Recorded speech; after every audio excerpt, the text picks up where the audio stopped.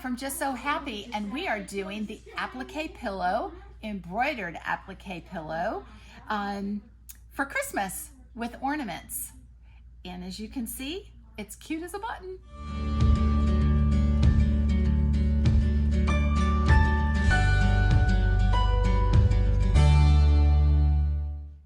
Some of the supplies that you're going to need, full bobbin in your machine. I'm using metallic thread because I'm using sparkly fabric for the ornaments. And I'm going to do 3 ornaments from the shapes that are built into the machine. So I selected 3 different fabrics. This is actually a gold and ivory theme because this pillow is going to go to a friend of mine. And this is the theme in her living room for Christmas. I also have a 6 1/4 by 10 1/4 hoop that is with no-show mesh. I just need the no-show mesh to fit into the hoop. If you only have a 5 by 7 hoop, this project can be worked with that. The ornaments will just be made to fit your hoop size, or you can rehoop. So even if you have a 4 by 4 hoop, you can do 3 separate hoopings to get the ornaments into the hoop, okay, for the pillow. I am choosing a pillow that is going to be about this size. Anyone who knows me knows I love to embroider pillows. So these, of course, were from Anita Good Design from years ago when I was at Mary Jo's. I made several of these and gave these as gifts. This year, I have chosen to use a linen type fabric that has a pattern. And I cut this 18 inches. So it's just a fat quarter. And the reason I'm doing that is so that once I have the ornaments, I can then cut this down to size to have my pillow stuffed. Because this wasn't a pillow form, it's just stuffing. So I also have a box of stuffing, and that's what I did. I just stuffed it. If you do have a pillow form, which is fine, what you're gonna do is cut, if you want the pillow form and the pillow to be snug, cut it a 1/2 inch larger than your pillow form. If you want it to be a little roomier, then cut 1 inch all the way around. So if your pillow is 12 inches, you'd be cutting 13 or 12 1/2 if you want a snug fit. If the distance from the top to the bottom, the width of it, is, let's say, 7 inches, you're going to cut 8, or you're going to cut 7 1/2. And then our backing will also be cut the same, because I'm just going to do mine the way that I did here. It's not going to be a fold. I'm never going to wash this. It's just for decoration for Christmas. So I did not do a zipper or a fold over. I had done a fold with Velcro with this one, and the other was also just sewn with no piping. And I do have one that had a zipper in the back. I'm not sure where it went, so sorry. Okay, now what we're gonna do, that I have this all pressed, and again, I'm not using the front of this. I'm gonna use the back for an illusion of snow, because that's what this will give me. I've folded creases in here, as you can see, to get the center of the hoop. And all I'm going to do is, on our hoop, we have markings for the center. And I'm just going to line this up as closely as I can get. And I'm just basically eyeballing everything. Looks really good. And then I'm going to take the 6 1/4 by 10 1/4 wool mat from Dime, and I'm going to slide it underneath the no-show mesh, which is fusible, that I have in my hoop. And I've got my iron set, and I'm just going to press this into place because the wool mat fits inside my hoop. Isn't that convenient?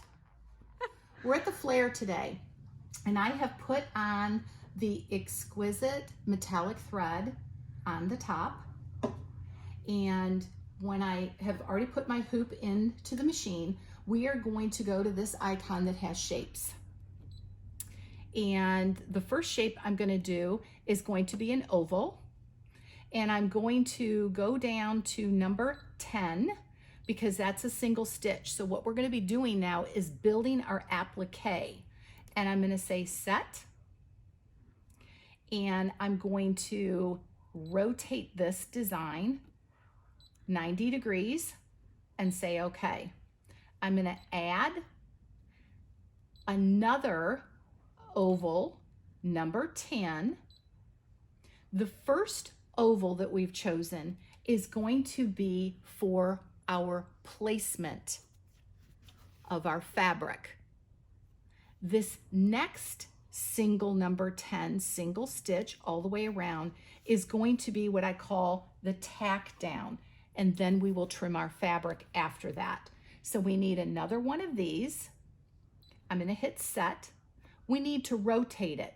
The reason why we need to rotate this design is because I have the 6 1/4 by 10 1/4 hoop on the machine, which means my top is going to be here or here. You choose that however you want, because my fabric is directional.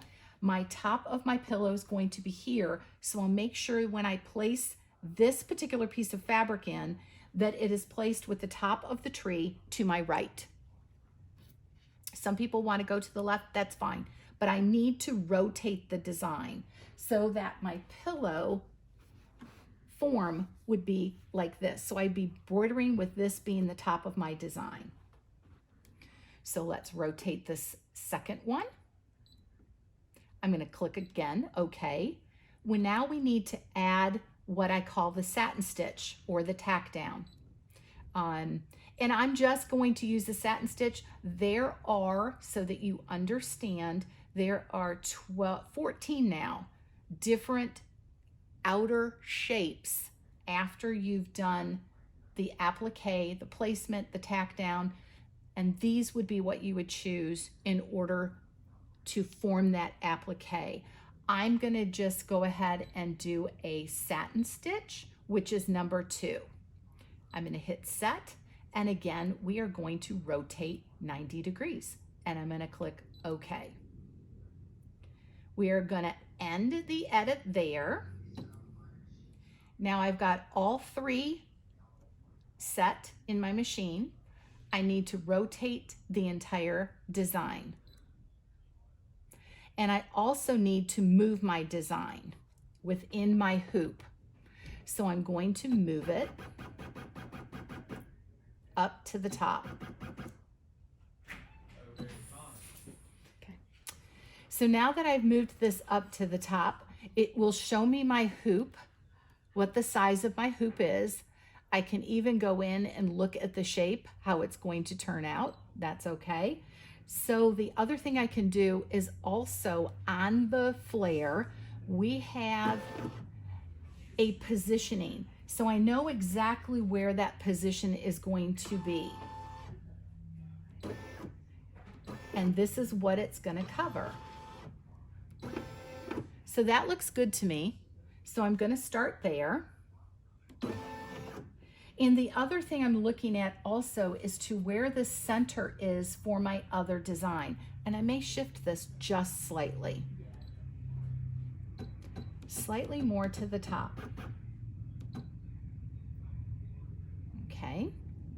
Now, at this time, I can actually go back and I can then add my circle. We're going to go also to number 10, and this is consistent. All of these designs are consistent within each shape. So we're going to select the circle. I'm going to hit set. I'm going to add another circle. Going to number 10 again.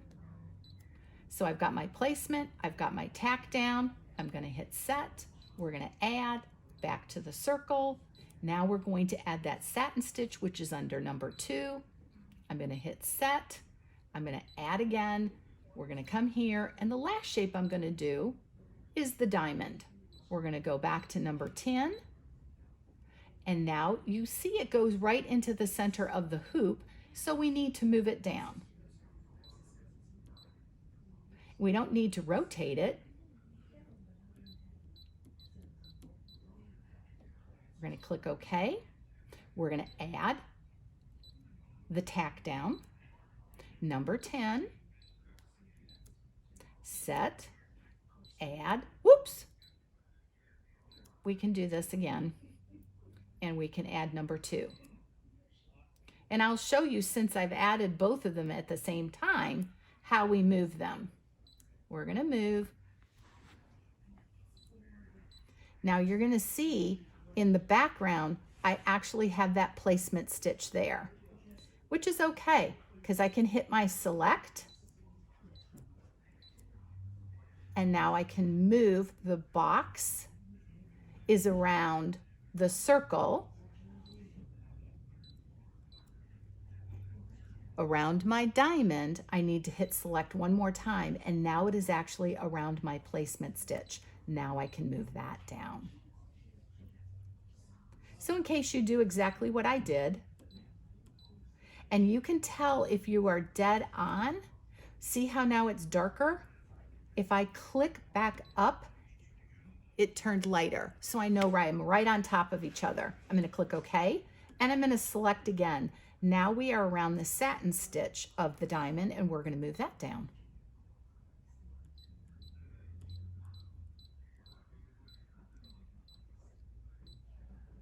So what I'm going to do now is every machine the Baby Lock makes has a little icon that has the hoop and a green and yellow zigzag in it. That is so we can preview what our design is. I really like these, but I do need to bring that top back down. So I'm going to click OK. And now I'm going to select again, hit move, and bring this just a tad closer. Click OK, select, move, and it's bringing that other one down.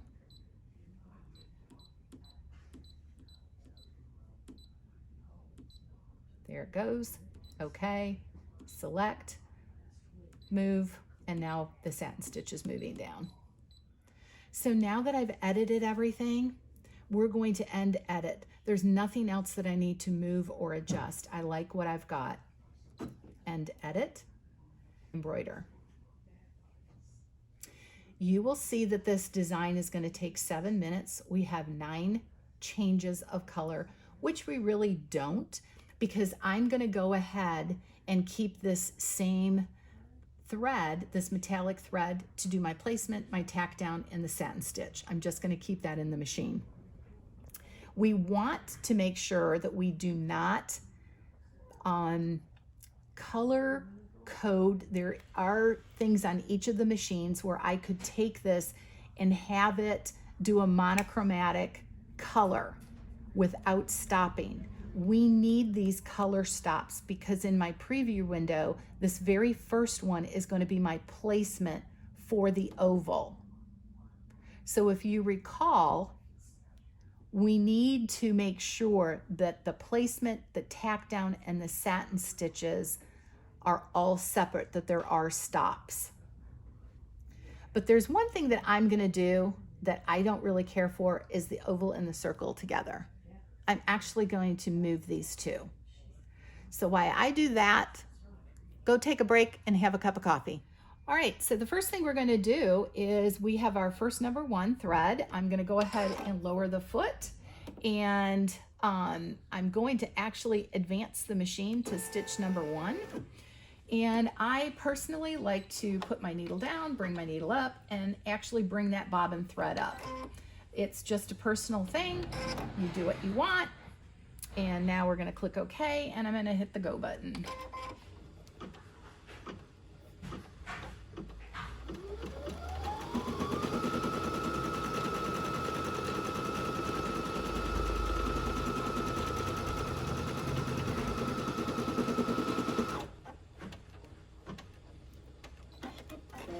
We have that one down. Now, because of the selection of my fabric, We have chosen to do these two on the outer two, and then also the poinsettias in the middle because of the gold color. So what I'm trying to do is get this tree into the center. So here is my oval, which you may not be able to see very clearly because of the metallic thread, but this looks, I'm just kind of placing it in here. That looks pretty good. Yep. Put the foot down, hit the go button.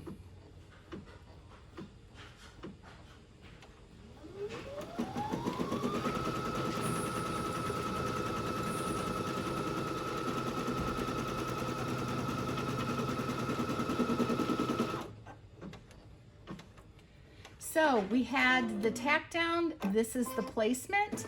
Now I'm going to take this out and trim. On a flat surface, I'm just going to start trimming. I'm using my mini hoop scissors, but if you have the larger ones, this also can work. And pulling up and pulling the scissors this way so I get nice and close to the applique fabric. Actually get right down in here. All right, so now what we're going to do is our last step. We've got the placement, we've got the tack down, and now we're going to be doing the satin stitch.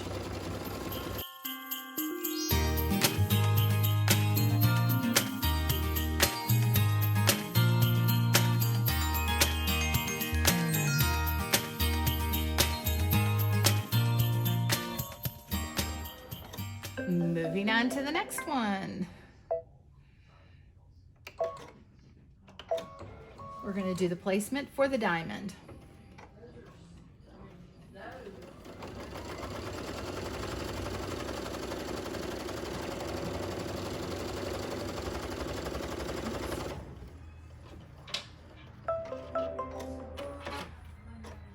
I placed the second fabric down. We've got that placement stitch. Now we're going to do the tack down.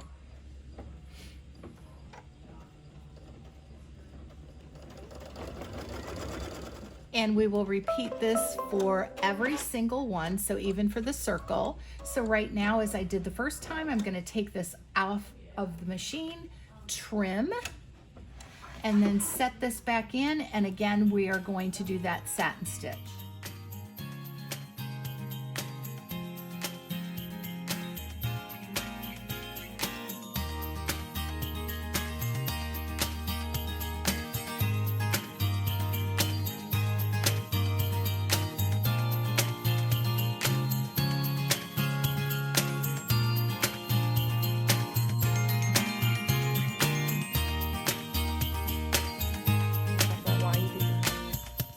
Now I'm just pressing the rest of the stabilizer to the back of my pillow, and that's just so that the stabilizer is over the entire piece after I cut, and it'll be nice, kind of like the SF 101 when we're doing t-shirts. It's very flexible, it's not stiff, and it should just work very, very nicely. Now what I'm going to do, I brought it over to the cutting table. I'm going to cut mine 17 inches by about 7.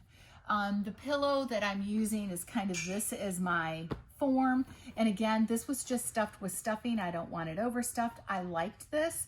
And this is 16 inches. And then this was by 8 inches. So I'm going to cut this 17 by 9 because I am going to do a 1/2 inch seam allowance all the way around. On this part, now that I've cut my 17.5, now what I'm going to do is center. I'm going to do 9 inches, so I want the 4.5 on this particular to go straight through the middle. Once I have that, we're just going to whack it at 9. Turn around, and 9 inches. I'm also going to do this to the backing piece, and then just sew the 2 pieces all the way around, leaving a pocket open. I'm going to go ahead and do a 1/2 inch seam allowance all the way around. So I have moved my needle position over to the left. I'm going to use this as a guide, and I'm going to leave a pocket at the bottom of my pillow. So I'm going to start here. reverse stitch. And when I get down to the end, I'm going to go ahead and kind of back stitch a little bit for my 1/2 inch. Make another stitch forward. And then I angle this to get a perfect point. 1 stitch is on a diagonal. And I'm going to do that all the way around the pillow.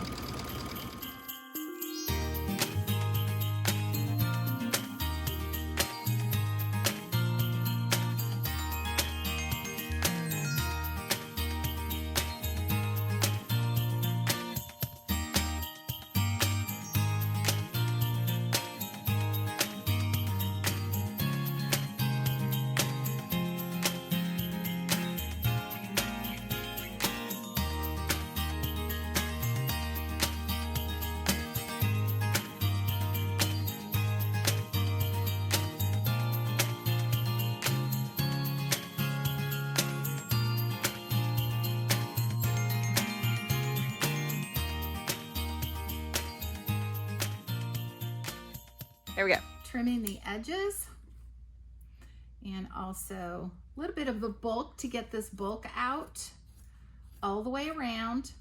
I am going to leave that 1/2 inch where I have the opening for the pillow to turn. So I am going to leave that. All right, now what we're going to do is we're going to take this and carefully turn it inside out.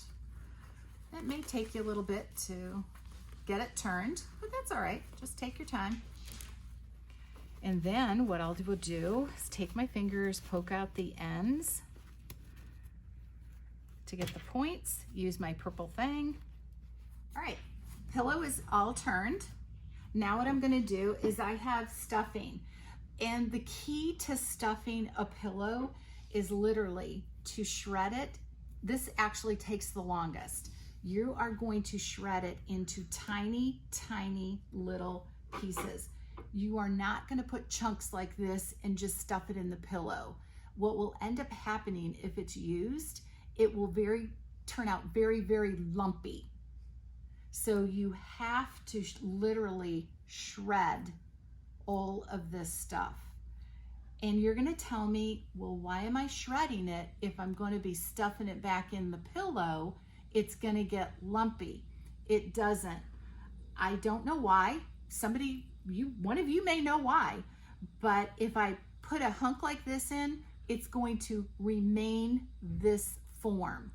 If I keep pulling and shredding, and I'm going to then stuff this in because it's not in a The reason I think it works, it's because it's not in a clump, where clumps will stay together. So what we would do in order to finish the end off of the opening, we could either use a product like a heat fix or a heat and bond. You could hand sew it, and you could even stitch if you want, but I don't want my stitch to show. So I also can use a product called Unique Stitch, which I am going to use to attach these little bows. I'm just going to put a little bit on there, and I'm going to put my bows up at the top. And I'm going to do that for each ornament that we've created. But then we'll have our pillow.